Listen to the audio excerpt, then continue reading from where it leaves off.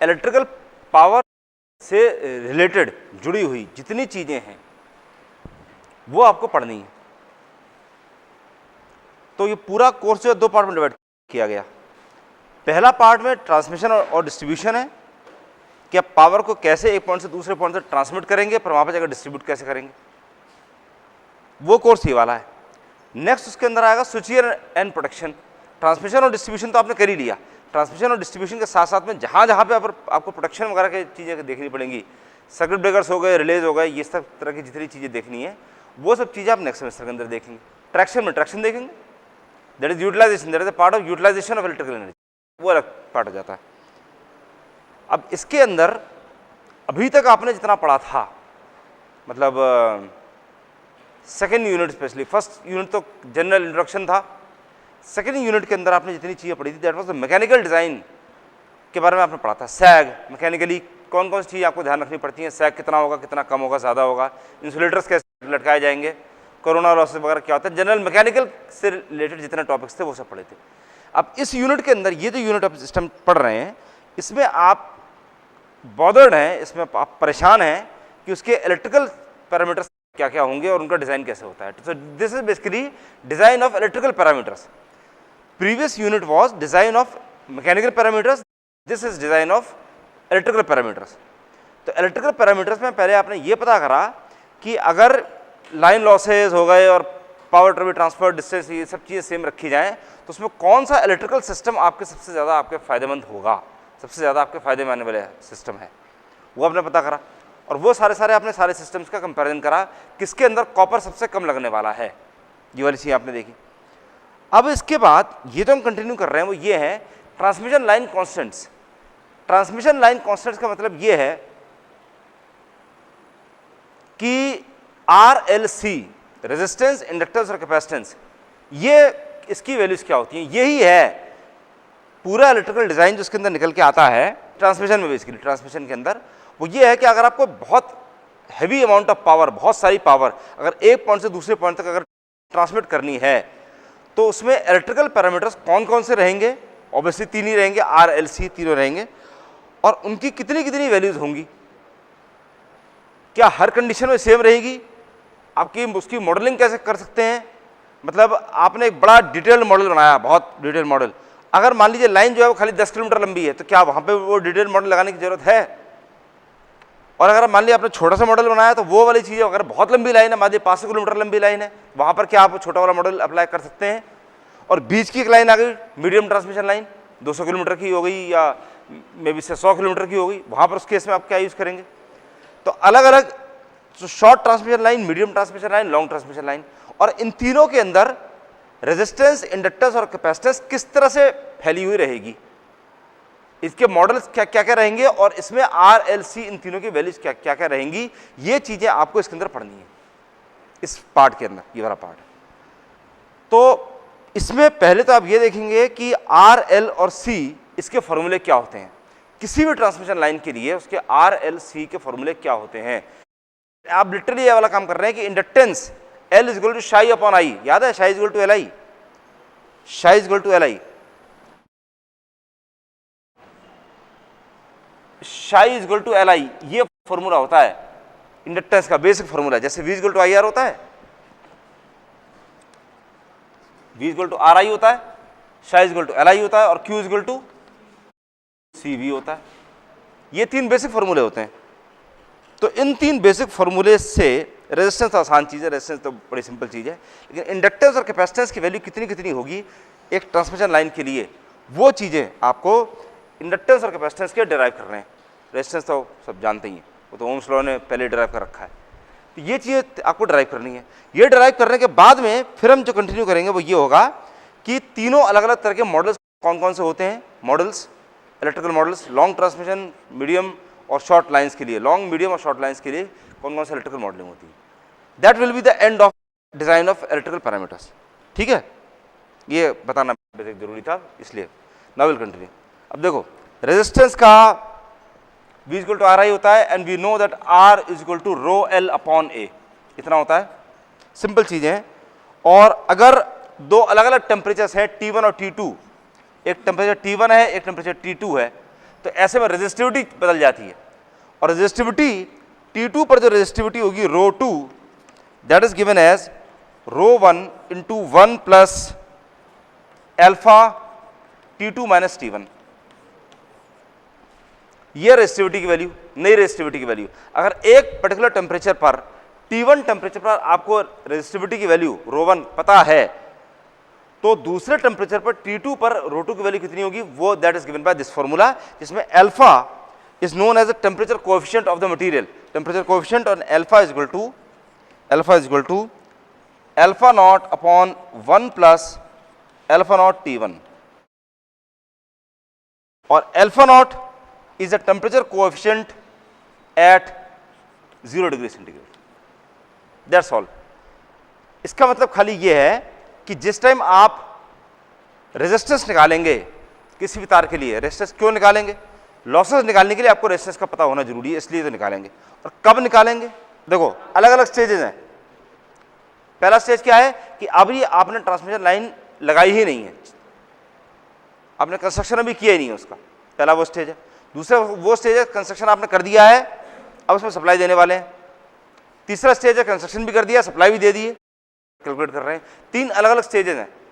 तो actually speaking तीनों stages पर अलग अलग कैलकुलेशन करते हैं। ऐसा नहीं कि आप खाली एक स्टेज पर करते हैं।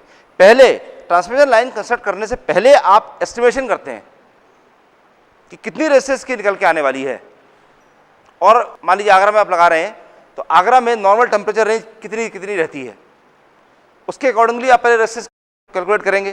फिर आपने एक बार जब लगा दिया, सप्लाई ऑन करने वाले हैं, तब आप एस्टिमेट करेंगे कि इसके हिसाब से कितना वोल्टेज इसके अंदर भेजा जाना पॉसिबल है। हालांकि पहला पार्ट और दूसरा पार्ट मोरलेस दोनों बराबर ही हैं, बट स्टिल पहले कैलकुलेट आप ये वाला काम करेंगे। और फिर एक बार जब आपने सप्लाई उसके अंदर दे दी, तब उसके बाद में अलग अलग टेम्परेचर पर कितनी रेजिस्टेंस निकल के आ रही है, आर की वैल्यू कितनी निकल के आ रही है, वो आप इन दोनों फॉर्मूले से कैलकुलेट करेंगे। तो मेरा बेसिकली दे रहा है 3 स्टेजेस। ठीक, अच्छा, अब आता है इंडक्टेंस ऑफ ट्रांसमिशन लाइन का डेरिवेशन। ये डेरिवेशन थोड़ा सा लंबा है, लेकिन स्टेप्स की तरह से अगर आप इसको याद कर लें तो आसानी से हो जाएगा। ठीक, उल्टे चलते हैं, क्योंकि प्रॉब्लम क्या है, आपने अगर इसमें सीधे चलना शुरू कर दिया तो पहले वो निकालना है flux linkage of a conductor due to internal flux. उसमें उसने Ix निकाला, Hx निकाला, Vx निकाला, फिर शायद इंटरनल निकाल लिया। इतनी देर तक आपको ये समझ में नहीं आया कि क्या कर रहा है और क्यों कर रहा है। जिसने ये प्रोसेस पूरा डेरिवेशन जो पूरा डिराइव करा हुआ है, उसने अपना एक सिरे से उसे अगर करना शुरू कर दिया, तो पॉइंट क्या है कि आपको ये समझ में ही नहीं आ रहा कि हम कर क्या रहे हैं, करना क्या चाह रहे हैं, क्या करना चाह रहे हैं। तो वो वाली चीज मैं आपको पीछे से पहले बता देता हूं कि हम क्या करना चाह रहे हैं, तब आपको ये वाला डेरिवेशन ज्यादा आसानी समझ में आएंगे। देखो, आपको बेसिकली जो निकालनी है that is loop inductance. Loop inductance, loop का मतलब क्या है, 2 तार है, एक तार इधर जा रहा है, एक तार इधर आ रहा है। इस तरह से एक्चुअली समझाए किताब के अंदर तो ज्यादा अच्छा रहेगा, बट एक कन्वेंशनल तरीका जो होता है वो तरीका ये कहता है कि आप डेरिवेशन को एक तरह से शुरू करिए, एंड तक लेके जाइए, तब एंड में जाकर सस्पेंस क्लियर हो जाता है कि हम क्या पढ़ रहे थे, बेसिकली वेरी यूजलेस। 2 तार हैं, तो इन 2 तारों में आपको ये सप्लाई एंड है या फिर लोड एंड है। यहाँ से आपको सप्लाई ले जानी है और यहाँ सप्लाई बेसिकली वापस आ रही है, फेज और रिटर्न, बेसिकली ये चीज़ है। अब ये 2 तार में जो पावर आप ट्रांसफर कर रहे हैं, तो इसमें दोनों तार का अगर आप क्रॉस सेक्शन देखें तो बेसिकली क्या देखेगा, एक क्रॉस सेक्शन ये रहा, दूसरा का ये रहा। दोनों के रेडियस r हैं, दोनों का r ही बराबर मान के चल लें, और इन दोनों के बीच में जो डिस्टेंस है दैट इज d, ये डिस्टेंस d है। अब आपको बेसिकली इसकी लूप इंडक्टेंस निकालनी है। लूप इंडक्टेंस का मतलब L। लूप इंडक्टेंस का मतलब क्या है, एक तार की इंडक्टेंस निकाल ली, उसको 2 से मल्टीप्लाई कर दीजिए, आपको लूप इंडक्टेंस मिल जाएगी। सिंपल, मतलब पूरे तार की, जितना तार यहां से वहां तक लगा रखा है, 100 किलोमीटर की अगर लाइन है, तो तार टोटल कितना किलोमीटर हो गया। अगर 100 किलोमीटर की लाइन है तो तार कितना किलोमीटर हो जाएगा, 200 किलोमीटर। ठीक है, मतलब अज्यूमिंग खाली दो तार हैं, हम ये मान के चल रहे हैं, 200 किलोमीटर हो जाएंगे। तो जितनी आप एक तार की इंडक्टेंस निकालेंगे, उसको 2 से मल्टीप्लाई करने पर आपको बेसिकली लूप इंडक्टेंस मिल जाएगी। हम लूप इंडक्टेंस निकालना चाह रहे हैं, एक तार की इंडक्टेंस निकालने, उसको 200 मल्टीप्लाई कर दीजिए तो आपको लूप इंडक्टेंस मिल जाएगी। इंडक्टेंस जब निकालेंगे तब कैपेसिटेंस निकालेंगे। आर का फॉर्मूला हमको पहले से पता है कि आर कितनी होती है। इंडक्टेंस हमको तार की इंडक्टेंस निकालनी नहीं आती, रेजिस्टेंस निकालना आसान काम है। रो एल अपॉन ए, रो की वैल्यू पता कर लीजिए कॉपर की या एल्यूमिनियम की जो भी आप यूज कर रहे हैं, और रो निकालने के बाद में उसकी लेंथ नापिए, उसका क्रॉस सेक्शनल एरिया देख लीजिए, मल्टीप्लाई कर दीजिए, रो एल अपॉन ए से आपको रेजिस्टेंस की वैल्यू मिल जाएगी। लेकिन इंडक्टेंस निकालना इतना आसान काम नहीं है। इंडक्टेंस निकालने के लिए ये वाला पूरा प्रोसीजर कैसे निकालेंगे। अब आपको चाहिए बेसिकली इसकी L इज इक्वल टू, इतना आपको पता है, L is equal to psi upon आई। मान लीजिए ये कंडक्टर ए है, कंडक्टर बी है, तो शाई ए अपॉन आई ए, तब आपको एल ए मिल जाएगी। और loop inductance that is equal to L A plus L B. L A is equal to L B. L A इसकी जितनी इंडक्टेंस है उतनी इंडक्टेंस दूसरे तार की भी है। Loop inductance is basically equal to 2 into L A. इतना करना है आपको बेसिकली। आप उल्टा अगर चलें तो बेसिकली आपको निकालना था 2 इंटू एल ए निकालना था। उसके लिए आपको क्या चाहिए था, एल ए चाहिए था। एल ए निकालने के लिए आपने क्या यूज करा, एल ए इक्वल टू शाई ए अपॉन एल ए। आई ए की वैल्यू आपको पता है, इसके अंदर जो करंट जा रही दैट इज आई ए, इसके अंदर जो करंट जा रही दैट इज आई बी। इतना आपको ऑलरेडी पता है। क्लियर, इतना आपको पहले से पता है। अब आपको चाहिए शाई ए। ये शाई ए जो है that is flux linkages. Flux linkages में और फ्लक्स में फर्क क्या है। फ्लक्स वो है, क्लास का एग्जांपल ही लेते हैं, क्लास का एग्जांपल नॉर्मली सबसे ज्यादा फायदेमंद रहता है। फ्लक्स वो है जितना मैंने क्लास में बोला, फ्लक्स लिंकेजेस वो है जो आपके दिमाग के अंदर घुसा, वही बेसिकली काम का निकला। फ्लक्स तो बहुत सारा था यहां पर, लेकिन आपके दिमाग के अंदर कितना घुस रहा है वही काम का इवेंचुअली निकल के आने वाला है। अल्टीमेटली जो काम का होने वाला है वो वही है जो फ्लक्स लिंकेजेस है। तो flux linkages are known as psi A. Phi A is flux, psi A is flux linkages. Clear है यहां तक, ठीक। तो आपको शाई ए निकालना है। अब शाई ए निकालने के लिए आपको 3 चीजें चाहिए। शाई ए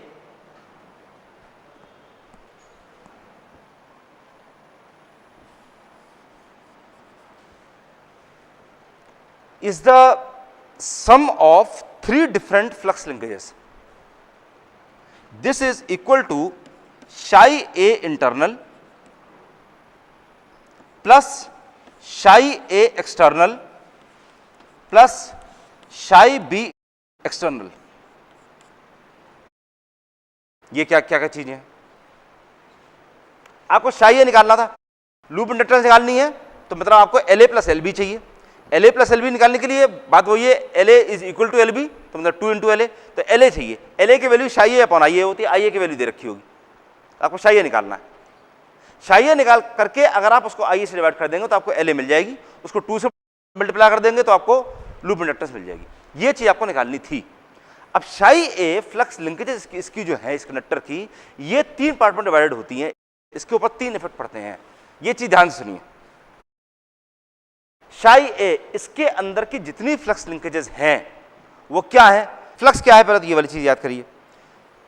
किसी भी कंडक्टर के अंदर कोई भी अगर तार है, उस तार के अंदर अगर करंट फ्लो कर रही है तो फ्लक्स बन जाएगा। ये वाली चीज याद है, नहीं याद है तो आप याद कर लीजिए, कोई दिक्कत नहीं है, कोई टेंशन नहीं है। किसी भी तार के अंदर अगर करंट फ्लो करेगा तो फ्लक्स बन जाएगा। वो फ्लक्स कहां से लेकर के कहां तक का होगा, ये वाली चीज पता होनी चाहिए। ये रहा मान लीजिए कंडक्टर का क्रॉस सेक्शन एरिया, ये इसका सेंटर है पॉइंट ए, ये इसका पेरिफेरी है पॉइंट बी, और ये इंफिनिटी है पॉइंट सी। तो फ्लक्स जो एग्जिस्ट करेगा, अगर इस कंडक्टर के अंदर अगर करंट जा रहा है तो जो फ्लक्स एग्जिस्ट करेगा, फ्लक्स तो बनेगा। किसी भी कंडक्टर में अगर करंट फ्लो करेगा तो उसके चारों तरफ एक फ्लक्स बन जाएगा, एक फ्लक्स बन जाएगा। सिंपल, इतना तो एकदम समझ में आ जाना चाहिए। और वो किसकी वजह से बन जाएगा, अगर वेरिंग फ्लक्स है तो, वेरिंग करंट है तो फैराडेज लॉ, फैराडे की जो लॉ थी, फैराडे की जो लॉ थी उसके अकॉर्डिंगली फ्लक्स बन जाएगा। खत्म, वो पार्ट खत्म हो गया। अब वो फ्लक्स कहां से कहां तक बनेगा, ए से बी तक बनेगा कि बी से सी तक बनेगा, कि ए से सी तक बनेगा, कहां से कहां तक बनेगा, ए से बी, बी से लेकर सी तक भी बनेगा, ए से बी तक भी बनेगा और बी से सी तक भी बनेगा। तो बेसिकली ए से लेकर सी तक बनेगा। सी बेसिकली क्या, इन्फिनिटी है। सी नहीं बोलना चाहिए उसको, मैं गलत कर रहा हूं, एक्चुअली इसको बोलना सीधे इन्फिनिटी चाहिए। तो ए से लेकर इन्फिनिटी तक, इसके सेंटर से लेकर के इन्फिनिटी तक पूरा फ्लक्स बनेगा। किसी भी तार में अगर करंट फ्लो करेगा तो उसके सेंटर से लेकर इन्फिनिटी तक फ्लक्स बन जाएगा। ये फ्लक्स कैसा होगा, तो ये फ्लक्स किधर से किधर जा रहा होगा, कैसे जा रहा होगा, मतलब नीचे से ऊपर की तरफ जाएगा, ऊपर से नीचे की तरफ जाएगा, इधर से उधर जाएगा, उधर से इधर जाएगा, अंदर से बाहर निकल जाएगा, किधर से किधर जाएगा। करंट के डायरेक्शन पर डिपेंड करेगा थंब रूल। करंट अगर अंदर से बाहर की तरफ जा रही है, बोर्ड के अंदर से निकल रही है, बाहर की तरफ जा रही है, दरवाजे की तरफ, तब फ्लक्स किधर बनेगा, किधर होगा,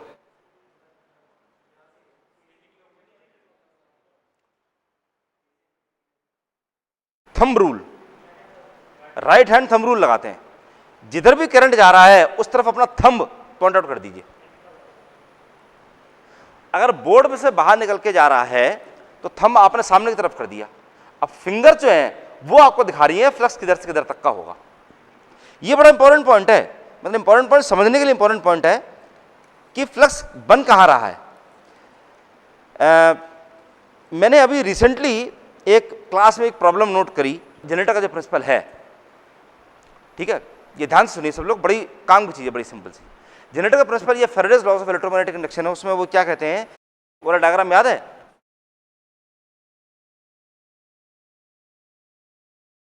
north pole south pole conductor ऐसे गोल गोल घुमा रहे हैं उसे।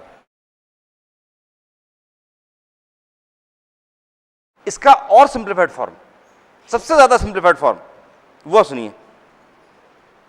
उनको ये समझ में नहीं आ पा रहा था कि ये क्या है। नॉर्थ पोल साउथ पोल दो मैग्नेट रख दिए, कंडक्टर ऐसे रखे हुए हैं, गोल गोल घुमा रहे हैं। क्यों घुमा रहे हैं, घुमा क्यों रहे हैं, सीधे सीधे क्यों नहीं कर रहे, आड़े तिरछे क्यों नहीं कर रहे, कंडक्टर ऐसे गोल गोल से क्यों बना रखे हैं, सीधे क्यों नहीं बना रखे, सेवरल थिंग्स, बहुत सारे क्वेश्चन। सबसे सिंपल तरीका, ये रहा मान लीजिए मैग्नेट, ये रहा कंडक्टर। अब ये बताइए, मैग्नेट ये रखा है, कंडक्टर ये है, कंडक्टर को मैं किधर से किधर तक घुमाऊं। देखो कितना सिंपल क्वेश्चन है, इलेक्ट्रिकल्स के साथ में ये प्रॉब्लम है, कितना सबसे ज्यादा बेसिक लेवल क्वेश्चन कंफ्यूज कर देता है। मैग्नेट अगर ये है, नॉर्थ पोल ये रहा, साउथ पोल ये रहा, और ये अगर एक कंडक्टर है, तो इस कंडक्टर को मैं किधर से किधर तक घुमाऊं, किधर से किधर तक ले जाऊं, जिससे कि इसके अंदर ईएमएफ जनरेट हो जाए, ईएमएफ बन जाए। कहां से कहां तक, नॉर्थ टू साउथ। अब नॉर्थ से साउथ का मतलब क्या है, ये आई एम श्योर कि बहुत सारे स्टूडेंट्स को अभी ये वाली प्रॉब्लम समझ आएगी। नॉर्थ साउथ का मतलब है क्या, कंडक्टर को यूं घुमाऊं, यूं घुमाऊं, कि यूं घुमाऊं, कि यूं घुमाऊं, कि इसके अंदर मैग्नेट के अंदर घुसा करके वहां से यहां निकालूं, हजार तरीके। और नॉर्थ से साउथ यहां तक ले आने का मतलब क्या है, अगर मैं इसको यूं घुमा करके यहां से लेके यूं आ जाऊं तो क्या मैं नॉर्थ साउथ तक लेके नहीं आया। समझे प्रॉब्लम, प्रॉब्लम समझ में आ रही है। प्रॉब्लम ये है, इतनी सिंपल चीज जिसके ऊपर बेस हमारी पूरी मशीन से हम पढ़ते चले आ रहे हैं, ये चीज सबसे बेसिक लेवल की चीज हमें कंफ्यूज कर देती है कि मैग्नेट अगर यहां रखा हुआ है, कंडक्टर अगर ये है, तो कंडक्टर को किधर से किधर तक ले जाए कि इसमें ईएमएफ बन जाएगा।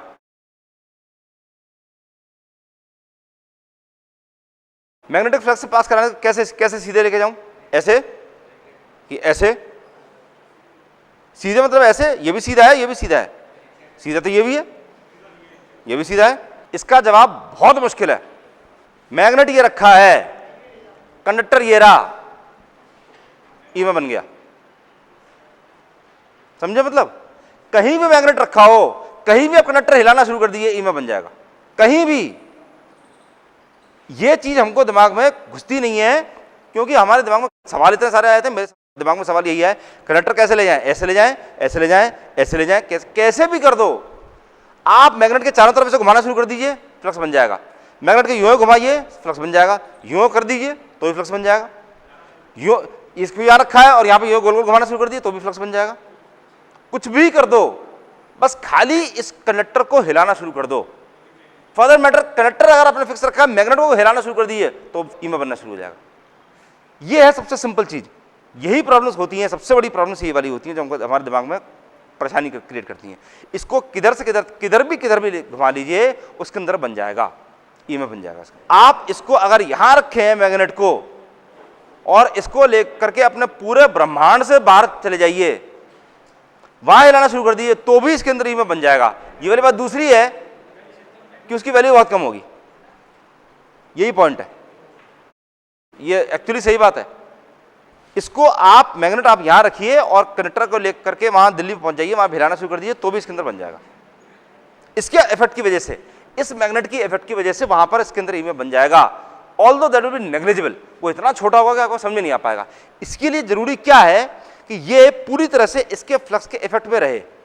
जितना इसके पास में रहेगा उतना ज्यादा ईएमएफ बनेगा, जितना ज्यादा फ्लक्स काटेगा उतना ईएमएफ इसके अंदर ज्यादा बनने वाला है। और बाकी जितना भी डिजाइन है ये गोल गोल क्यों बनाए गए, जिससे कि मैक्सिमम फ्लक्स काटे, फ्लक्स वेस्टेज बिल्कुल भी ना हो, बस खाली वही डिजाइन चीजें बना रखी और कुछ भी नहीं। ठीक है, तो उसी लाइंस पर ये वाली चीज है कि इसका फ्लक्स ए से लेकर के बी तक एग्जिस्ट कर रहा है। फ्लक्स कैसा घूम रहा है ये प्रॉब्लम है। कंडक्टर अगर ये है तो फ्लक्स की जो लाइंस हैं वो ऐसे ऐसे घूम रही हैं। अगर आपने थंब इधर कर दिया तो यो लाइंस चारों तरफ फ्लक्स, एक फ्लक्स की लाइन ये हो गई, दूसरी ये लाइन ये हो गई, तीसरी ये लाइन हो गई, चौथी ये लाइन हो गई, पूरी यहां से ये लेके यहां तक इसके चारों तरफ फ्लक्स बन रहा हुआ है। और वो फ्लक्स इसके पास में थोड़ा थोड़ा सा है, जैसे दूर दूर चलते जाएंगे। मान लीजिए कनेक्टर है तो लाइंस ऑफ फोर्स, फ्लक्स की लाइंस कैसी हैं, ऐसी,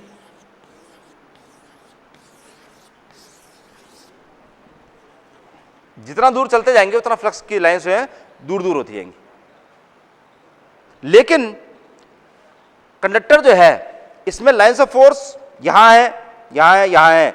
इस पॉइंट पर, ये जो पॉइंट है यहां पर अगर मैं लाइन बनाऊं तो यहां कोई फ्लक्स नहीं है, यहां फ्लक्स नहीं है, इसके चारों तरफ फ्लक्स है, इसके चारों तरफ फ्लक्स है। इसके आगे यहां पे फ्लक्स नहीं है। इसकी सीध में इतना थिक पूरी जो ब्रह्मांड है पूरे उसके अंदर फ्लक्स बना हुआ है इस कंडक्टर की वजह से। ये वाली बात दूसरी है कि वो बहुत छोटा है, दूर जितना दूर चलते जाएंगे वो बहुत छोटा उसकी वैल्यू हो जाएगी। इसके अलावा इसके अंदर भी फ्लक्स बन रहा है, कंडक्टर के अंदर भी वही वैसी फ्लक्स बन रहा है। वो फ्लक्स लाइंस ऑफ फोर्स जो है उसके बाहर जैसे वही वैसे इसके अंदर भी है, तो इसके अंदर भी फ्लक्स बना हुआ है। तो एक फ्लक्स वो है जो कंडक्टर के अंदर है, उस कंडक्टर के अंदर वाले फ्लक्स की वजह से कुछ फ्लक्स लिंकेजेस बनेंगी। जो फ्लक्स लिंकेजेस बनेंगी वो फ्लक्स लिंकेजेस ये हैं। इंटरनल फ्लक्स की वजह से जितनी फ्लक्स लिंकेजेस बनी वो है साई ए इंटरनल। इसी करंट की वजह से जितना करंट इसके अंदर जा रहा था उसकी वजह से इसके बाहर जितनी जितनी लाइंस ऑफ फोर्स बन रही हैं वो सारी हैं साई ए एक्सटर्नल। और वो कहां से कहां तक एग्जिस्ट करेगी, बी से लेकर इन्फिनिटी तक। दैट्स करेक्ट, बिल्कुल सही बात। ये क्लियर हो गया सब लोगों को। जो बाहर वाला फ्लक्स है वो बाहर वाला फ्लक्स इसके सरफेस से लेकर के इन्फिनिटी तक का है। तो साई ए एक्सटर्नल जो है वो बी से लेकर इन्फिनिटी तक एग्जिस्ट करेगा और साई ए इंटरनल कहां से कहां तक करेगा, ए से लेकर बी तक का। ठीक, अच्छा इसके अलावा एक और है साई बी एक्सटर्नल। इसके अंदर जो करंट जा रहा था उसने एक फ्लक्स बनाया हुआ था और वो फ्लक्स कहां से कहां तक का था। मान लीजिए यहां पर दूसरा कंडक्टर ये था, इसका ये सेंटर था सी और इसका जो आउटर था वो था डी। तो इसके दो फ्लक्स थे, एक फ्लक्स वो था जो इसके इंटरनल चल रहा था अंदर और एक फ्लक्स वो था जो इसके बाहर चल रहा था डी से लेकर इन्फिनिटी तक का। तो वो डी से लेकर इन्फिनिटी तक का जो फ्लक्स होगा वो भी इस पर फर्क डालने वाला है। इसकी जो टोटल फ्लक्स लिंकेजेस होंगी उसमें वो वाला फ्लक्स भी आने वाला है, वो वाला फ्लक्स भी तो पास में चल रहा है। तो इसलिए तीन तरह के फ्लक्स लिंकेजेस इसके ऊपर फर्क डालने वाले हैं, psi A internal, psi A external plus psi B external. तीन तरह के हो गए। तो साई बी एक्सटर्नल वो कहां से लेकर कहां तक एग्जिस्ट करेगा, डी से लेकर के इंफिनिटी तक का। ठीक, ये हो गया ए से लेकर बी तक का, ये हो गया बी से लेकर इंफिनिटी तक का और ये हो गया डी से लेकर इंफिनिटी तक का। ये पॉइंट अगर आपको क्लियर हो गया तो डेरिवेशन आराम से समझ में आ जाएगा बिल्कुल। जबकि ये पॉइंट है बड़ा आसान सा, बहुत सिंपल सा। It's a very simple point, बहुत कोई मुश्किल वाला पॉइंट नहीं है खरीदने में।